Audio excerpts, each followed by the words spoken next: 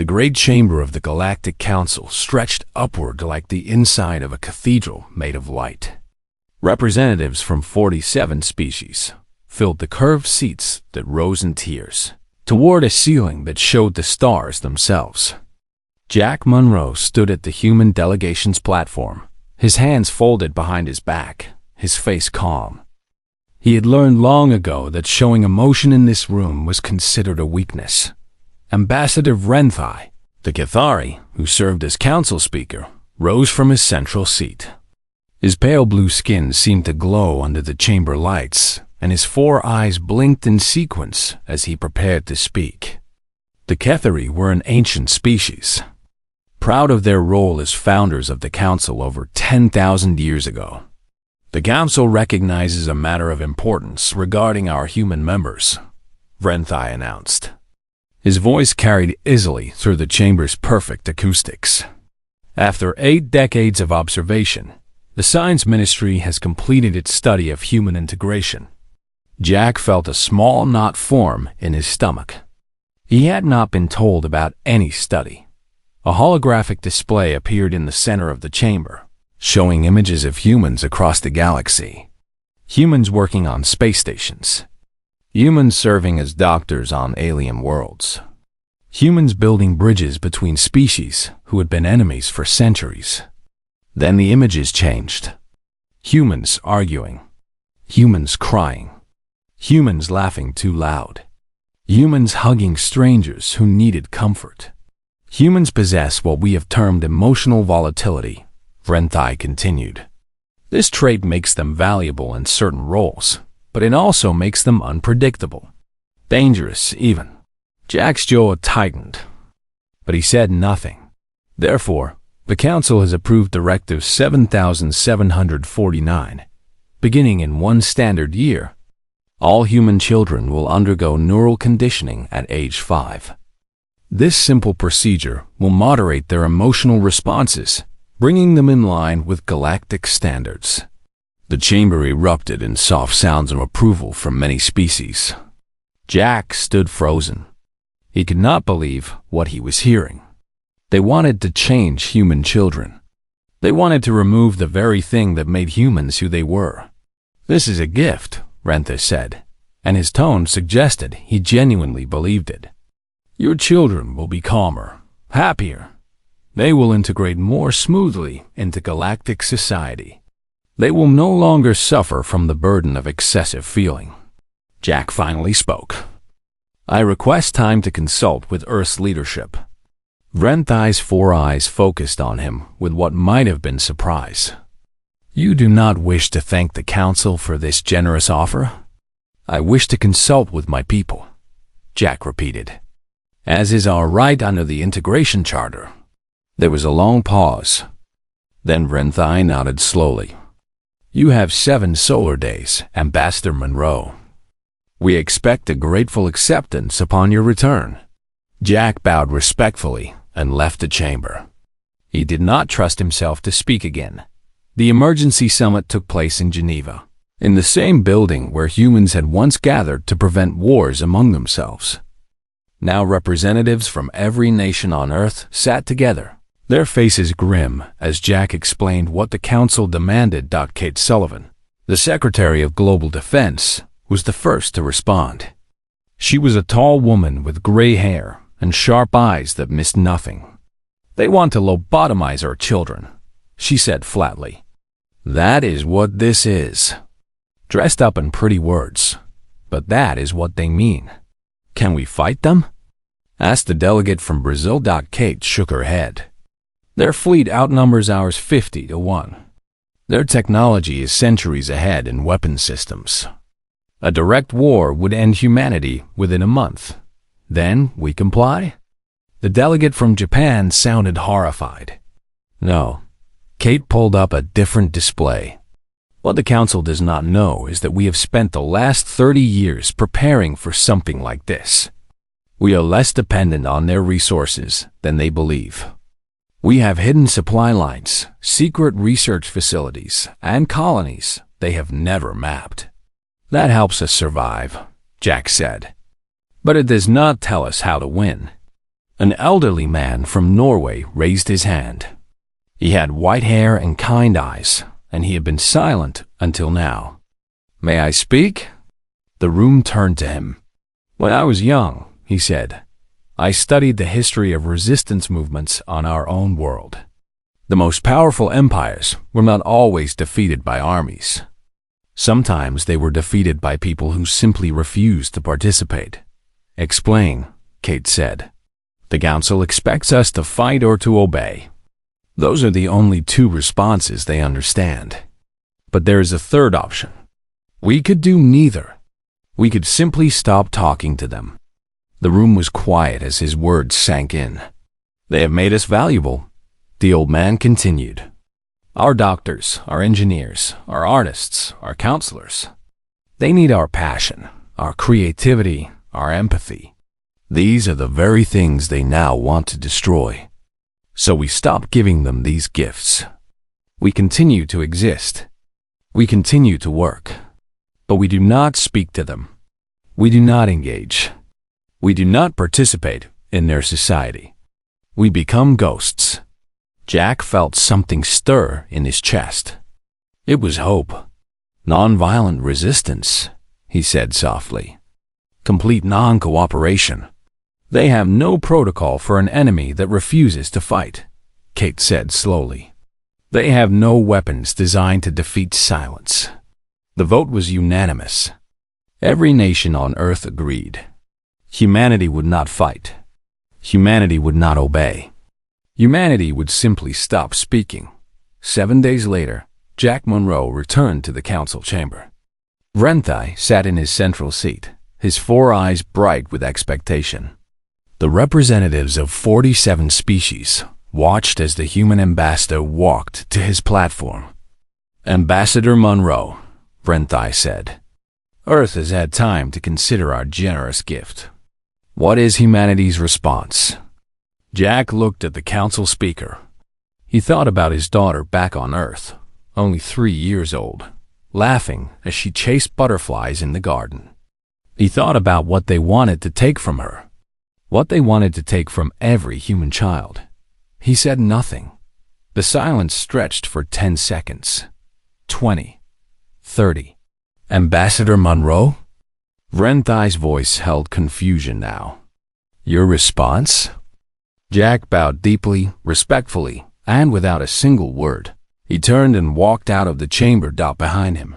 The silence he left was heavier than any speech. It was the beginning of something the Galactic Council had never faced before. It was the sound of humanity saying no, without making a sound at all. The great doors closed behind him, and the quiet had begun. 3 months passed, and the galaxy had never known such strange silence. Commander Yulvex stood on the bridge of his warship, staring at the blue and green planet floating in the darkness ahead. Earth, the human homeworld. He had been sent to investigate what the Council called the human situation, and he was not sure what he would find. "We are receiving no response to our communications," his first officer reported. "They acknowledge our presence. They have opened a landing corridor, but they will not speak." Yulvex was a Thelosian, a species known for their military discipline. He had fought in 3 wars and negotiated 2 peace treaties. He had never encountered anything like this. "Take us down," he ordered. The diplomatic fleet descended through Earth's atmosphere and landed in Geneva. Yulvex stepped off his ship, expecting to find protests or soldiers, or at least angry crowds. Instead, he found a city going about its normal business. A woman walked past him pushing a small cart of vegetables. Children played in a nearby park.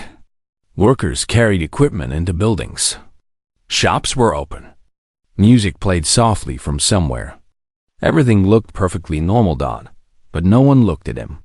"Excuse me," Yulvex said to a man walking past. "I am Commander Yulvex of the Galactic Council. I require directions to your government center." The man glanced at him briefly, pointed down the street, and kept walking without saying a word. Yulvex tried again with a shop owner. then with a group of students, then with an elderly couple sitting on a bench. Everyone acknowledged his presence. Some nodded. Some pointed when he asked for directions. But no one spoke a single word to him. It was deeply unsettling. At the government center, human officials met him with formal courtesy. They bowed. They shook his hand in the human custom. They led him to a comfortable room with refreshments. But when he asked questions, they simply looked at him with calm, patient expressions and said nothing. "This is unacceptable," HFY finally said, his voice rising. "The council demands answers.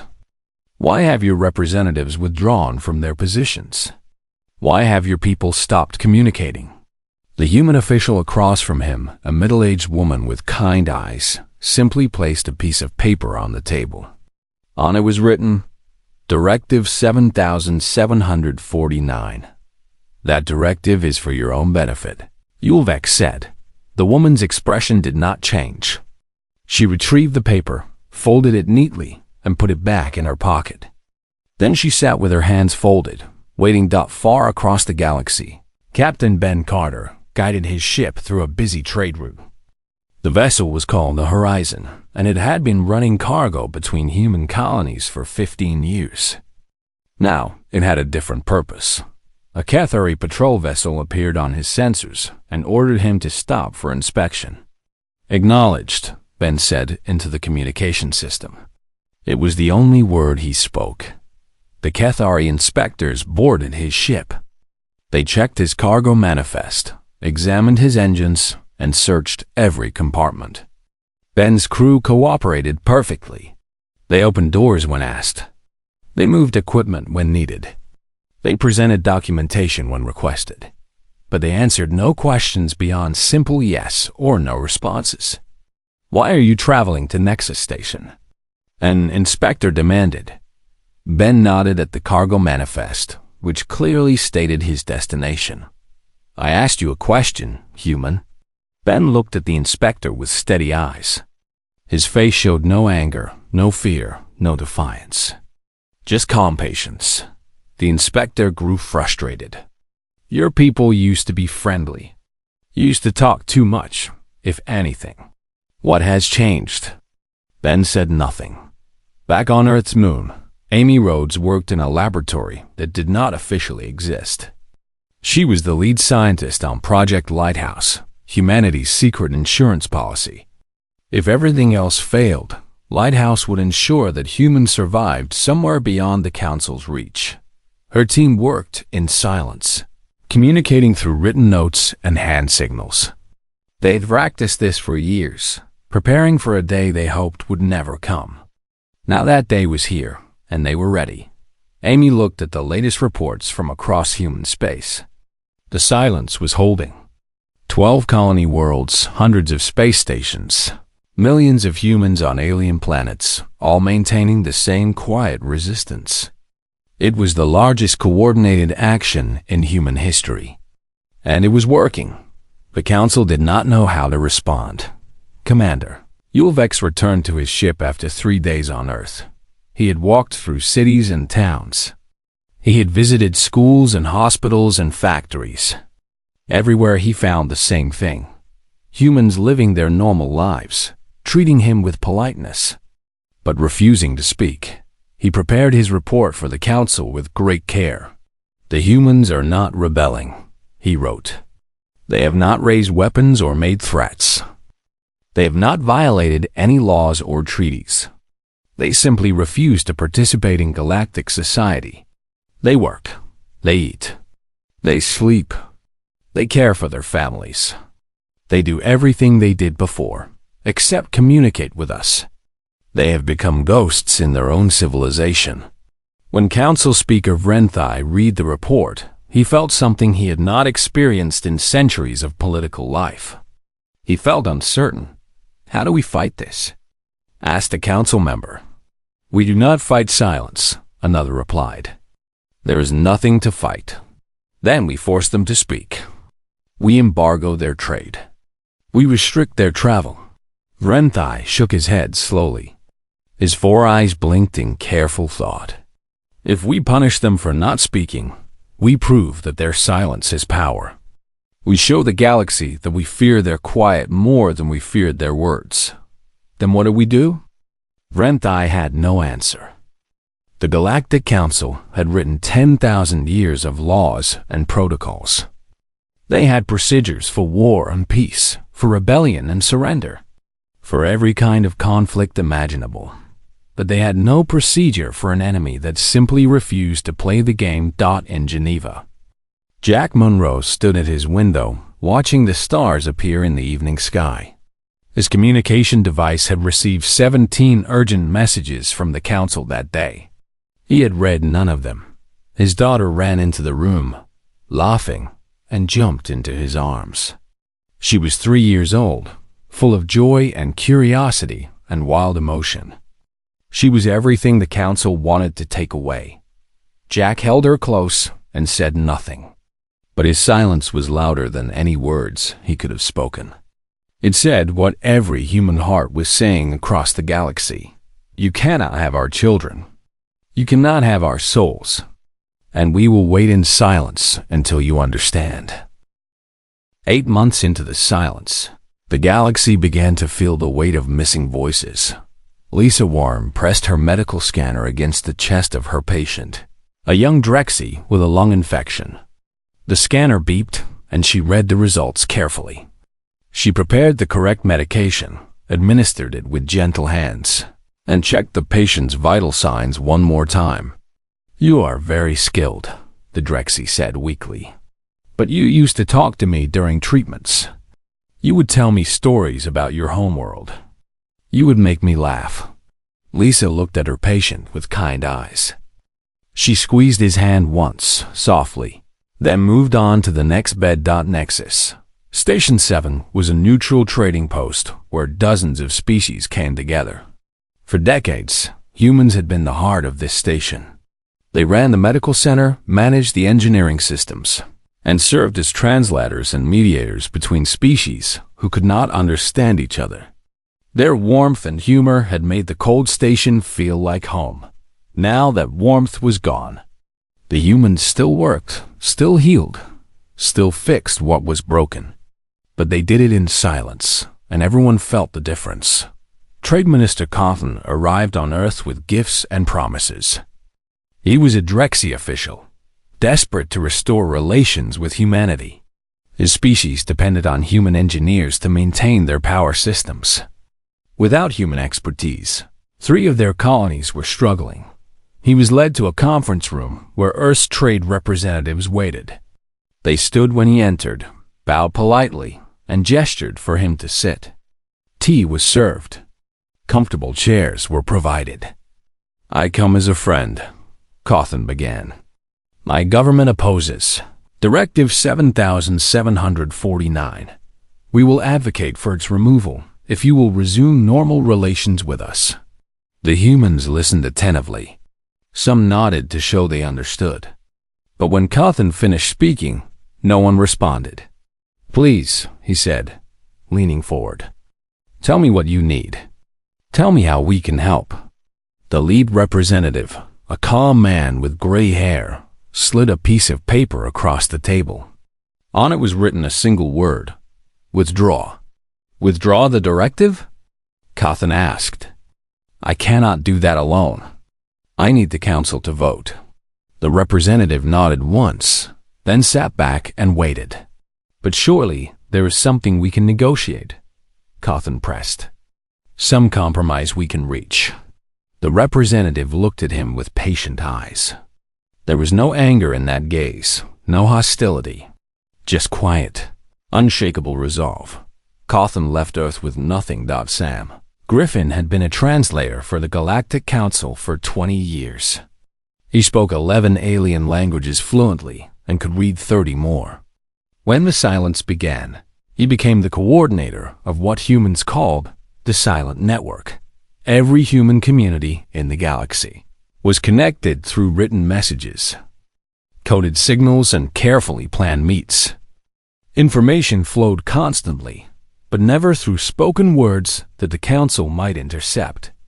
Sam made sure everyone knew the plan Everyone stayed strong, and everyone understood that they were not alone. His latest message went out to every human outpost. Month 8. The Council is feeling the pressure. Trade routes are slowing. Alien officials are complaining. Stay strong. Stay silent. We are winning. The Council tried to force compliance by restricting human access to the jump gates that made faster than light travel possible. Human ships simply waited at the gates. They did not argue or protest. They just sat in perfect formation, their crews calm and quiet, until traffic backed up for light years in every direction. Other species grew angry, but not at humans. They grew angry at the Council for creating this mess. The humans have done nothing wrong, a Thelosian captain complained. They follow every regulation. They harm no one. They simply do not speak. Why are we punishing them for that? The Council had no good answer. A secret report leaked from the Science Ministry. It had been written 15 years ago, when humans first became essential to galactic operations. The report explained why humans were so valuable.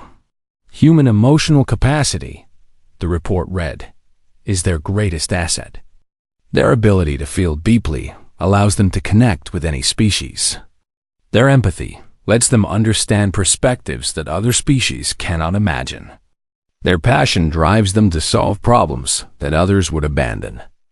Their creativity comes from their willingness to feel everything, to experience joy and sorrow and hope and fear in measures that would overwhelm other beings.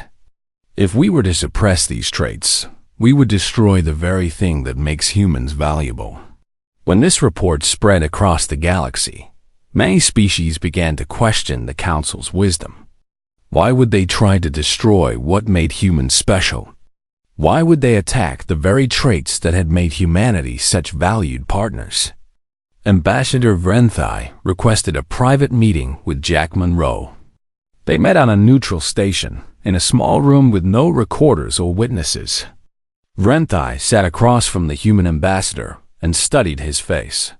Jack looked tired but determined. 8 months of silence had taken a toll on everyone, but the humans showed no sign of giving up. What will it take to end this? Vrenthai asked quietly. Jack considered the question for a long moment. Then he took a piece of paper from his pocket and wrote one word.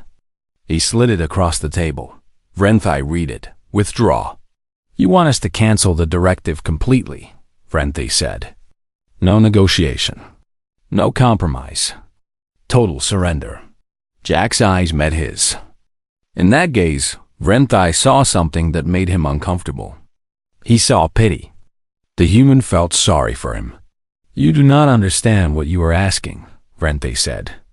The Council has never reversed a directive. It would show weakness. Jack said nothing. He simply waited. Vrenthai stood and walked to the window. Stars filled the darkness outside. Somewhere out there, millions of humans were living their lives in silence, waiting for the Council to admit it was wrong. Your people are remarkable, Vrenthai said softly. I did not understand that before. I do now. He turned back to face Jack. But the Council will not surrender easily. There are those who would rather see humanity destroyed than admit we made a mistake. Jack nodded slowly. He had expected this. He wrote another note and handed it to Vrenthai. We can wait longer than you can. Vrenthai read the words and felt a chill run through him. He believed it was true. These strange, emotional, passionate creatures had found a strength in their silence that no weapon could match, and the Council had no idea what to do about it. 14 months of silence had changed the galaxy in ways no one had predicted. The Drexy were the first to leave the Council. Their ambassador stood before the full assembly and spoke words that shocked everyone present. We joined this Council because it promised wisdom and fairness, she said. We see neither in Directive 7749 until the Council admits its mistake. The Drexy will not participate in its decisions. 2 more species followed within the week. The great alliance that had ruled the galaxy for 10,000 years was cracking. Then the reactor failed on the Drexy homeworld. It was an old power station, built centuries ago with technology that only a handful of engineers in the galaxy truly understood. When the warning alarms began, Drexy officials realized with horror that their own experts could not fix it. A meltdown would poison half their planet. There was only one species whose engineers had trained on this type of reactor. Humans. The call went out to every human community in the galaxy. A team was needed on the Drexy homeworld within hours. The work would be dangerous, the exposure to radiation significant. And the Drexy were not members of the Council anymore, which meant no official protocols applied. 40-7 human engineers volunteered within the first hour. They arrived on the Drexy homeworld in 3 small ships. They wore protective suits and carried equipment they had built themselves. Their leader was a woman named Carol Hayes, a veteran of 30 years in reactor engineering. She had trained half the humans who now worked in this field. The Drexy officials met them at the landing site. "Thank you for coming," one said, his voice shaking with emotion. "We know your people are angry with the council, and we were part of that council. We do not deserve your help." Carol looked at him for a long moment. Then she nodded once, picked up her toolkit, and walked toward the failing reactor. For 6 days, the human team worked inside the radiation zone. They replaced damaged components with their bare hands when their tools failed. They held metal plates in place while others welded. They crawled through spaces too small for Drexy bodies. They took turns sleeping in shifts of 2 hours, never leaving the reactor unguarded. On the 6th day, the reactor stabilized. The Drexy homeworld was saved. Carol and her team emerged from the facility, exhausted and sick from radiation exposure. Medical teams rushed forward to help them. Drexy officials tried to offer payment, thanks, anything. Carol looked at them with tired eyes. She shook her head once. Then, she and her team boarded their ships and flew away without speaking a single word. News of the silent rescue spread across the galaxy within hours. The humans had saved millions of lives on a planet whose government had voted for Directive 7749. They had risked their own health, asked for nothing in return, and refused even to accept thanks. Council propaganda had painted humans as dangerous and unstable. This image was harder to maintain when humans were silently sacrificing themselves to save others. Kate Sullivan appeared on broadcast screens across Earth. The first public speech by a human leader in over a year. She stood straight and calm, her voice steady. "We remain," she said. "We remember. We wait." That was all. 12 words after 14 months of silence. But those words reached every human ear in the galaxy and reminded them that they were not forgotten. Captain Ben Carter was patrolling a trade route near Cathari space when his sensors detected a distress signal. A civilian transport was under attack by pirates. 43 Cathari passengers were on board, including children. Ben did not hesitate. He ordered his crew to battle stations and drove his ship directly into the fight. The battle was short and brutal. Ben's crew was outnumbered, but they fought with a precision that startled the pirates. Every shot hit its target. Every maneuver was perfect. The pirates fled after losing 3 ships, leaving the transport intact.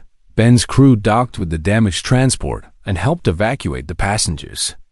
They treated the wounded, comforted the frightened children, and made repairs to the ship's life support systems.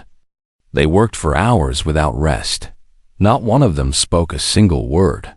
When the Cathari passengers were safely transferred to a rescue vessel, their captain approached Ben. He was an older Cathari with battle scars on his face. "You saved our lives," he said. "My people voted for Directive 7749. We tried to take your children's minds. Why did you help us?" Ben looked at him with steady eyes. For a moment, Something flickered there, something warm and sad at the same time. Then he simply clasped the Kethari captain's shoulder once, turned, and walked back to his ship. Commander Yulvex had become an unexpected advocate for humanity. He had spent months studying them, living among them, trying to understand their silence. What he found changed him. They are not weak, he told the council. Their discipline is greater than any species I have known. They could have fought us with weapons. They chose something harder. They chose to prove their worth through action while denying us their voices. The council hardliners demanded military action. They wanted to invade Earth, arrest human leaders, and force compliance. But the moderates warned that attacking a peaceful population would destroy the council's legitimacy forever.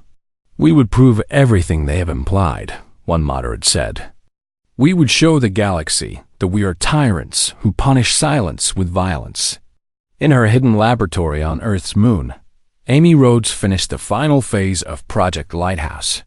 17 self-sustaining colonies now existed beyond council space, hidden in systems that had never been mapped.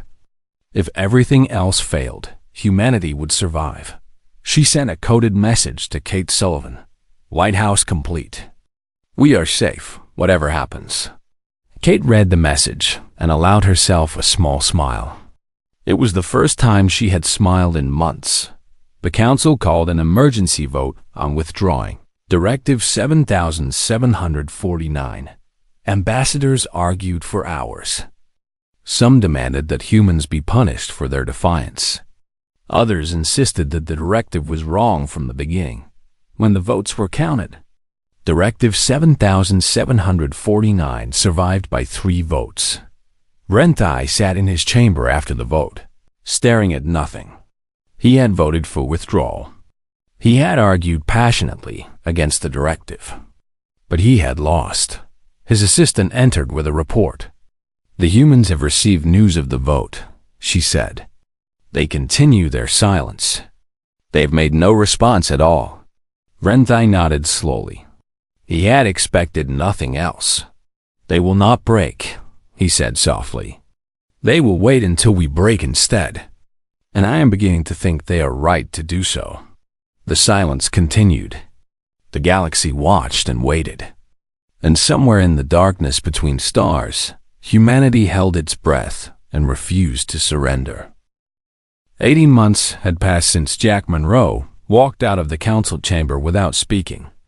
18 months of silence that echoed louder than any war. The breaking began with a lost child. Her name was Thalia, and she was 6 years old. Her family had stopped at a border station during a long journey, and somehow, in the crowded corridors, she had wandered away. By the time her parents realized she was missing, she could have been anywhere in the massive station. The Cathari security forces searched for hours without success. The station was too large, too complex, with too many places where a small child could hide. Then something unexpected happened. The human residents of the station began to search. They did not ask permission or wait for instructions. They simply stopped what they were doing and started looking. Shop owners closed their stores. Engineers left their posts. Doctors finished with their patients and joined the hunt. They searched in silence, just as they did everything now. But their faces showed concern, and their movements showed urgency. They checked every corner, every storage room, every maintenance tunnel. They worked through the night without rest. A woman named Grace. Mitchell found her. Thalia was curled up behind a heating unit in a forgotten section of the station. She was cold and frightened, her small body shaking with sobs. When Grace approached, the child looked up with wide, terrified eyes. Grace knelt down slowly. She did not speak, but her expression was soft and kind. She held out her hand and waited. For a long moment, nothing happened. Then Thalia reached out and took the human woman's hand. Grace wrapped her jacket around the child and lifted her gently. She carried Thalia through the station corridors, past dozens of humans who stopped to watch, past Cathari officials who stared in disbelief, past cameras that recorded everything. When she reached Elias' parents, Grace placed the sleeping child in her mother's arms. The mother was crying, clutching her daughter with desperate relief. "Thank you," the mother whispered. "Thank you. Please, tell me your name. Let me thank you properly."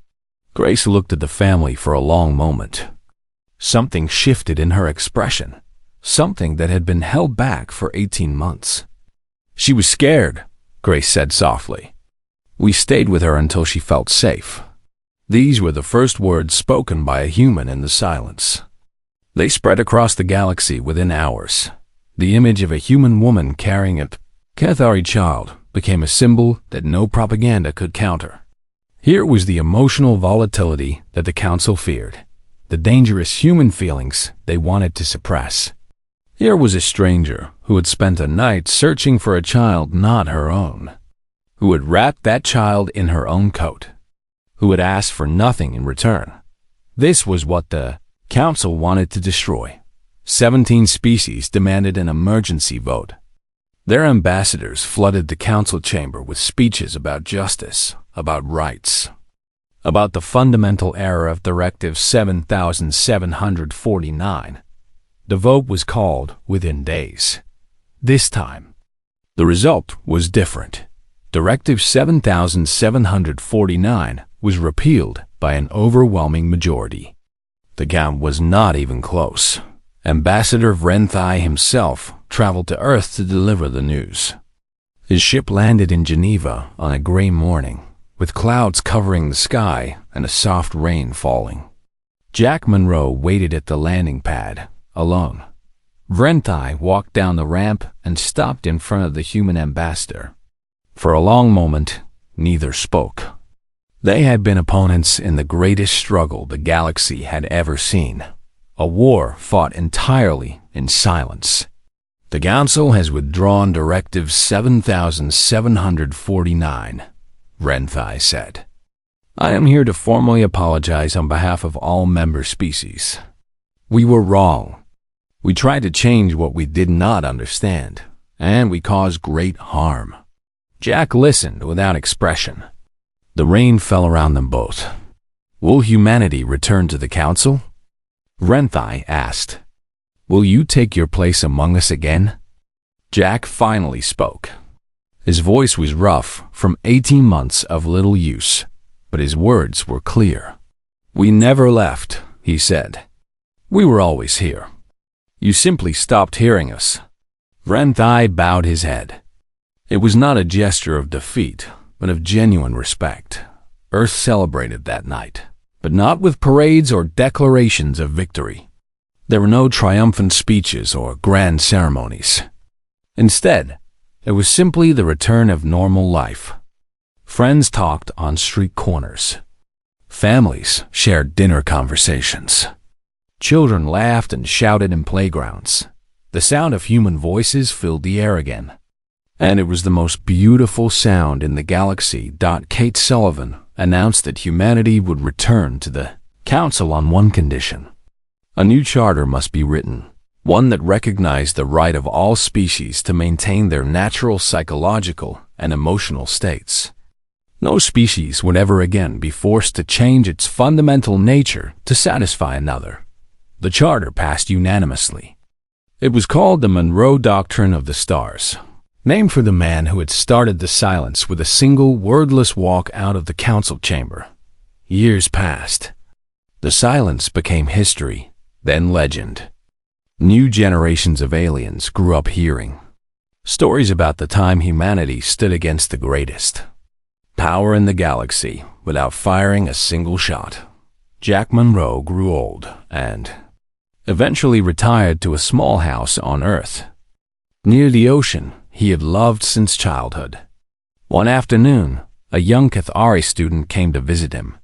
She was writing a history of the silent resistance and wanted to interview one of its leaders. They sat on Jack's porch, watching the waves crash against the shore. The young Cathari asked many questions about strategy and coordination and communication. Jack answered them all patiently. Finally, she asked the question that had brought her across the galaxy. "How did you win without fighting?" she asked. "How did silence defeat an empire?" Jack was quiet for a long time.